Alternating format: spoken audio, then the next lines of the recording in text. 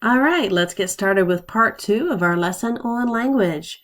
And we're going to be picking up with looking at the developmental progression of language.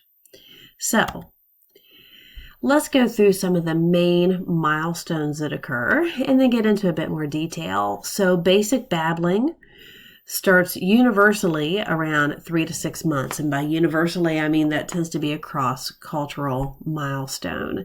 And babbling is where they are practicing with sounds like ba, ba, ba, ma, ma, ma, ma. Then you start to get receptive vocabulary. So that is where they can understand the words that they hear. That starts around 6 to 9 months. So even though they may not be capable of producing the words, when you are talking with them and saying, "Are you hungry?"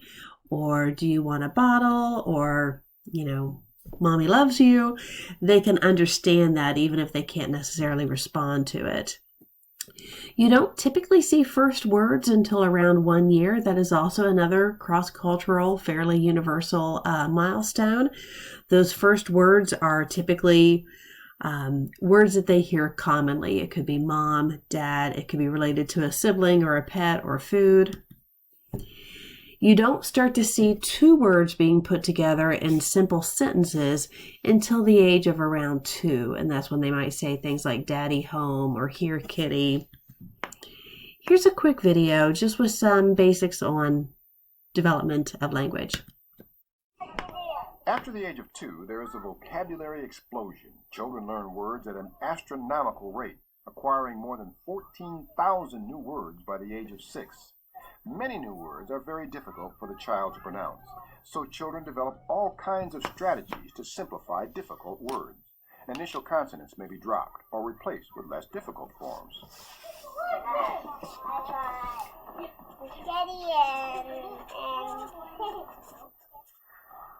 I'm free. At the same time children are developing this extensive vocabulary, they are also beginning to use grammatical morphemes, or word endings that impart grammatical information such as possession, plurals, and tense. As children begin to use new word forms, rules for combining words and word endings may be overused, an error called over-regularization. I love it. It's the best kind I ever had. Why don't you have another piece? I don't remember when I watched it. I think somebody takes it. Preschoolers are also learning the system of rules, or the grammar of their language. By the age of 4, rather than using 1 or 2 words to make a request or to comment, children begin to use complete sentences that include adjectives, pronouns, and prepositions. They are better conversationalists and can talk about the things that interest them, such as preschool, their friends, or outings and interesting experiences. So that gives some nice basic information, and you might notice that there's some spots in your notes to fill in some information from this video. Okay, so what are some trends that we see? And some of this was mentioned in the video as well. One of the big things that we see that I always find interesting is as we develop during these early years, our vocabulary becomes more abstract. Okay, so what does that mean? That means that early on, our vocabulary is very concrete. So for instance, when a young child might define the word beach, they are thinking in very concrete terms and might think specifically of Myrtle Beach, the beach that their family goes to on vacation. So when they hear beach, beach to them means very concrete, very specific Myrtle Beach. As they get older, they start to recognize that beach is any sandy coastline, whether or not it's the specific one that they've been to. What are some other things that we see? Well, their understanding of syntax improves. Remember, syntax is the ability to put words in the correct order, to be able to use words to make understandable speech. Something else that we start to see is that the understanding of listening. Around the age of 11, they start to understand the importance of listening to another person in order to have effective communication. Now, there are a lot of things that go along with listening. This doesn't mean that by a late age 11, they are perfect listeners, but they're starting to understand the importance of it. This is why it's so important in the earlier years to focus on things like explaining to students the importance of paying attention. So the give me 5 thing helps, the idea of having them focus on the fact that they should be quiet so that their ears can be listening. Another big developmental change that we see, and this one I particularly like, is that early on, we interpret words very literally. Similar to this cartoon below, when she's saying, that's not what I meant when I asked you to carve the turkey.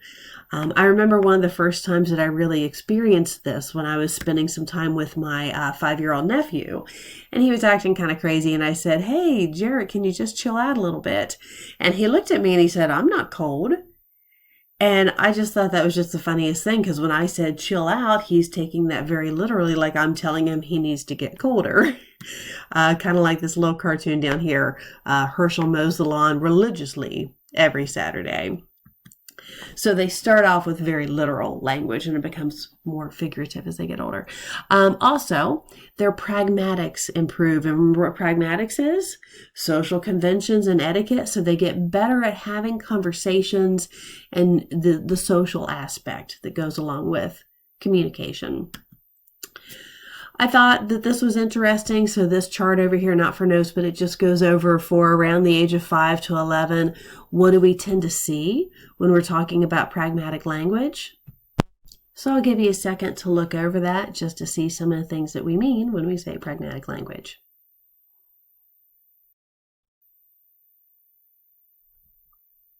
And I think we can all agree some of these are still complex for adults, such as here at the bottom with resolving conflicts and expressing feelings and disagreeing constructively. Okay, so here's where I want to go over some specific age-typical characteristics in language at different grades, as well as some teaching tips. Now, there's too much information here to read every bit of this, and you might note the chart in the book is quite detailed as well. But you'll note also there are a couple spots on your notes where you need to fill in a few things just to highlight. So for these early grades K through 12, they're very literal. They are starting to be able to do the beginnings of telling a story and have some basic etiquette. We'll go over teaching tips, some more general ones in a moment, but the idea of making sure you're doing a lot of reading with them, asking them questions, and asking them to talk and to tell stories. Grades 3 through 5. They can have much better conversations, but typically about things that are concrete, able to listen. I'm going to highlight this one at the bottom, linguistic creativity. So they are very good at doing rhymes and puns and jokes, and those are things you might want to encourage as well.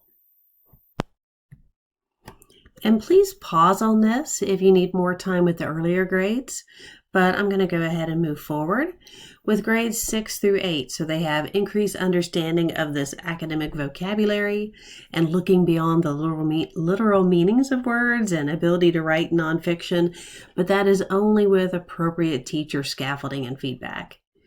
In the world of teaching tips for grades 6 through 8, using more debates, encouraging written papers, and the third one I find quite interesting, asking students to decipher proverbs.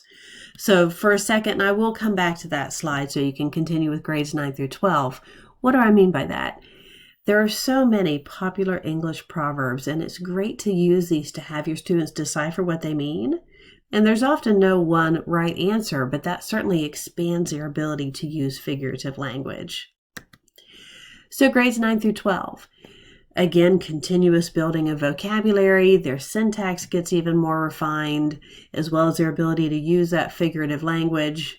So some of the things you're going to want to do is distinguish between different abstract words that are similar, like what's the difference between weather and climate? What's the difference between justice and fairness? Explore more complex syntax and really highlight the meanings of what's going on in poetry and literature that they're reading. Okay, so some general teaching tips. Those were teaching tips that were specific for each individual grade category. Here are just some general ones I wanted to go over to make sure that you're aware of your students' current vocabulary level and adjusting your lesson and readings to that, but also introducing new words so that you're staying in their zone of proximal development so that it's still challenging. They need to encounter new and complex vocabulary. Here's a video that talks a little bit about things you can do as a teacher to help with language development. Hi, my name is Katie Heyer. I teach elementary school. I've taught for 9 years. Today we're going to talk about ways to help your children increase their vocabulary. One of the best ways to help your kids increase vocabulary is to use words and new words that they might not know and discuss them. Kids pick up on the vocabulary that their parents use mostly or their teachers. A great way to introduce new words is if you're looking at something, use great descriptive words when you're talking about it. Have your kids describe it for you also, so that they have a chance to use those words.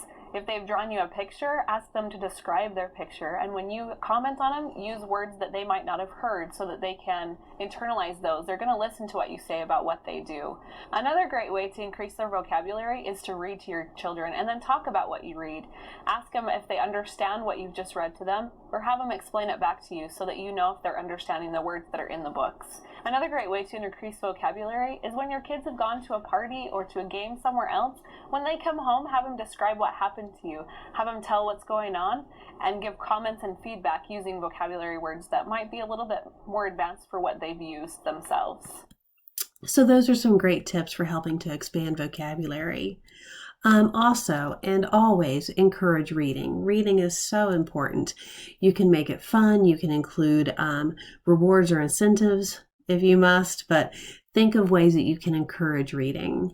I thought this one here at the bottom was super cute, where it shows the students, they've made little books to show themselves reading. Provide lots of opportunities to practice writing and to practice speaking. Have them stand up and present and share things that they've done, whether it is in art class or in history class. And have them write about things. Fourthly, provide feedback.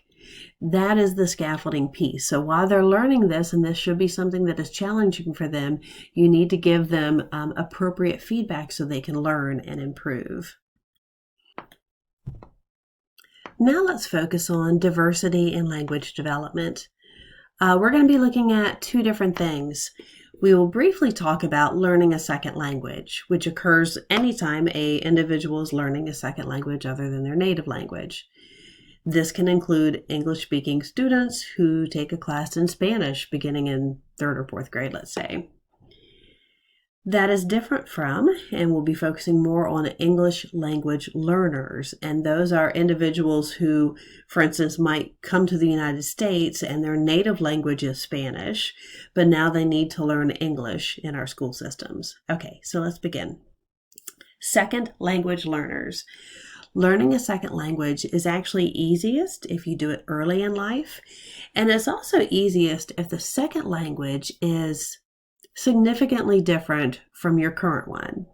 So for instance, if you are in 3rd or 4th grade and you're going to begin taking a language, it's much easier to learn something like Latin or Arabic than it is to learn Spanish, because Spanish is very similar to English. And so if you're learning these two languages at the same time that are somewhat similar, there can be interference, which can make it difficult to learn.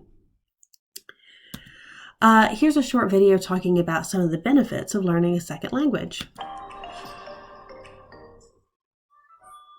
Understanding more than one language makes it easier to navigate the world and interact with other people. But it's the cognitive effects of language acquisition, what it does to the brain, that's truly extraordinary. Learning how to think and communicate in another language gives our brains a powerful cognitive workout. Bilingual brains are more developed in areas that organize and process speech. The motor cortex, which controls the lips and mouth. The Wernicke's area, where the brain organizes language for active speech. The Broca's area, where language sounds are processed. And the auditory cortex, where auditory stimuli is received. Research shows that bilingual students enjoy better academic outcomes in the classroom. They demonstrate increased reading comprehension, better long-term memory, and find it easier to apply logic. In 2004, psychologists Ellen Bialystok and Michelle Martin-Reed conducted an experiment. They invited two groups of young people, one monolingual, one bilingual, to divide a collection of objects by shape and color, and found that those who could speak a second language had greater success than those who couldn't. Bialystok's research also showed that the brains of bilingual adults are more resistant to Alzheimer's and other forms of dementia. The dual language learners of today are more likely to be the global citizens of tomorrow. Studies have compared the attitudes of bilingual and monolingual elementary students towards Spanish-speaking people, and found that the former viewed them more positively. By reading dual language texts, students are exposed to other cultures and are more likely to value inclusivity and embrace diversity. So I think we can see a lot of great benefits to simply learning a second language. And I've summarized some of them here for your notes. So studies have found it does lead to improvements in academic areas such as reading, grammar, and vocabulary, as well as problem solving, which was mentioned in the video, pardon me. It also helps to promote a more multicultural perspective to where not only you're more accepting of and embracing of multicultural views, you're more open-minded to other types of food and other types of languages and cultures. And it also improves confidence and self-esteem. So a lot of great benefits. Now, let's move on to English language learners. And again, this is different. English language learners are school-age children who are fluent in their native tongue, but not in English. And there's some different terminology you might have heard, ELL versus ESL. So ESL is referring to the curriculum that is designed to teach English language learners. But when you're talking about the specific individuals, use the term ELLs, English language learners. So just to show you some statistics, so I found this from fall of 2019, showing the percentage of public school students who are considered to be English learners. You can see that, for instance, Ohio is about 3.6%. Now you might think, well, that's a relatively low percentage. Well, here's some data from the Ohio State Report Card for 2020-2021. And again, my arrow shows that, yes, it does verify. It's around 3.6, 3.7%. But look over here, the change in size of selected student groups. And here we are, English learners. It has increased 68% in the last 10 years.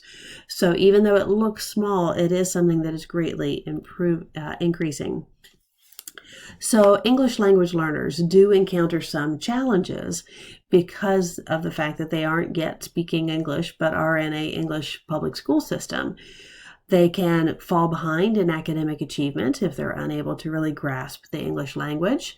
They're more likely to be referred for special education, even if their problem isn't necessarily related to special education. And they tend to be less likely to graduate.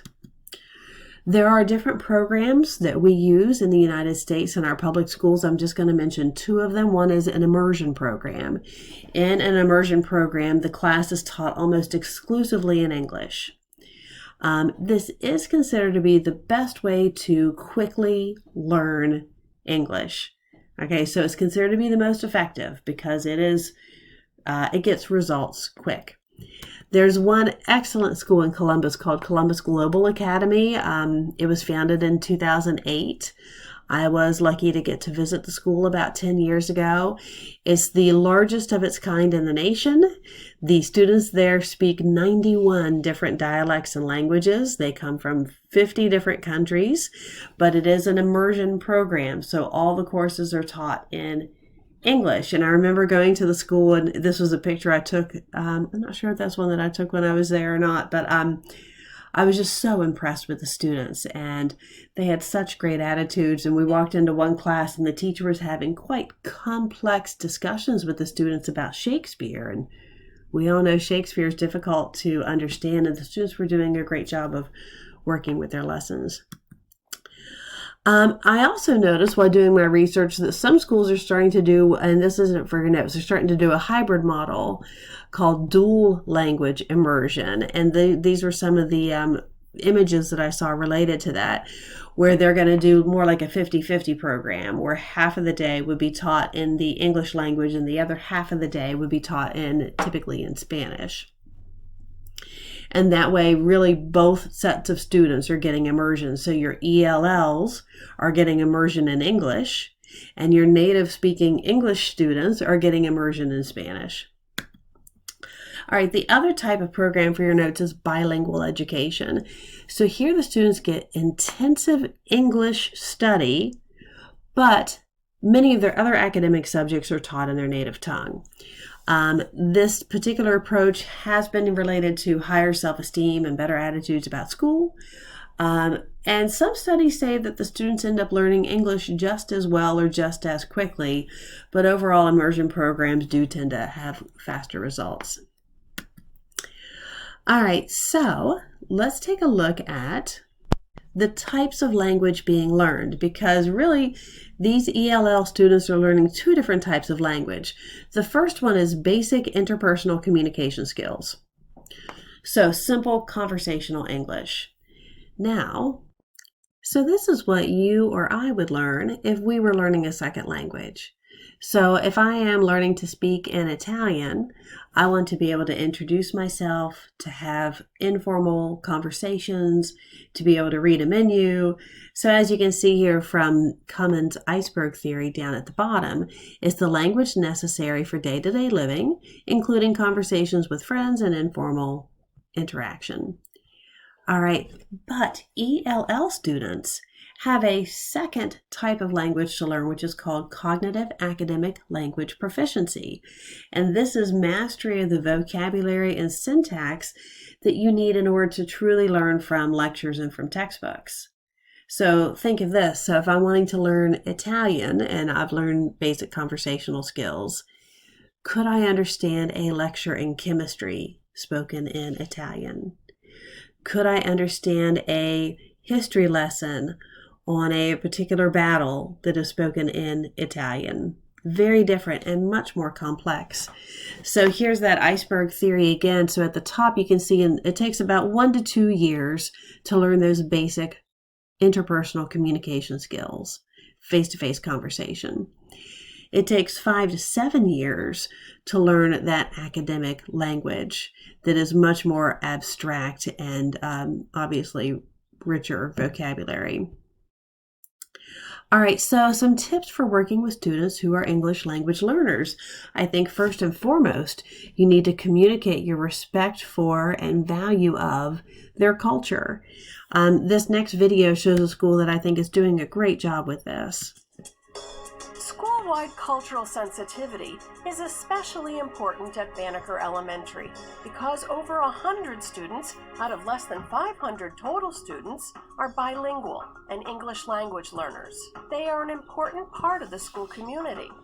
The administration, the ELL coordinator, all of the teachers, and most importantly the students have embraced an initiative of respect, acceptance, and inclusion for all. From integrating international study topics into the curriculum, to multicultural family nights for the entire school, this school is making great strides towards integrating the ELL students and their families into the school community. There are 2 world language paraprofessionals who speak Spanish and Haitian Creole. As part of the regular staff at the school, their job is to help bridge the cultural divide for students, teachers, and families. They assist in making students and families feel included and valued. The ELL coordinator does many cross-cultural outreach activities, such as a multilingual children's book lending library program, including ELL students in presenting the morning announcements. And she makes sure that all school activities, invitations, and announcements are also translated and extended specifically to ELL students and their families. Everyone is respected, everyone is communicated with, and everyone is invited. I think you can see that school is obviously doing some great work when it comes to working with their ELLs. So some other things you can do. You really want to provide them with lots of practice. Practice with writing, practice with speaking to help them really master their second language. You also want to make sure that when you are giving instruction and when you are providing content that you're speaking slowly and clearly to help them understand. In addition to that, you want to focus on your use of visual aids. Visual aids are a great tool for learning. So in addition to your verbal instructions, also think of nonverbals that you can use, and then also think of visual aids that you can use. whether you are using it to help students with specific academic vocabulary, or whether you're using it for, I love the letter wall here, which provides a variety of words in English with photographs to help them understand what the words mean. Some other things you can do, use resources to help. Now in that video, you can see it was fabulous that that school had 2 paraprofessionals to help with their English language learners. Well, not all schools are going to have the budget for that, or you might have one that circulates throughout the entire district. So what are some resources you could use to help? There is some great bilingual software out there you could utilize. You can ask for help from parents. So whether it is the parents of your students who are ELLs or other parents who might be fluent in other languages, that they could come and volunteer and assist. You might even have peers in the classroom or older students that could come and help out. So think of what other kinds of creative resources you might have. And finally, utilize small group activities. Now, there's some different advice on ways of doing this.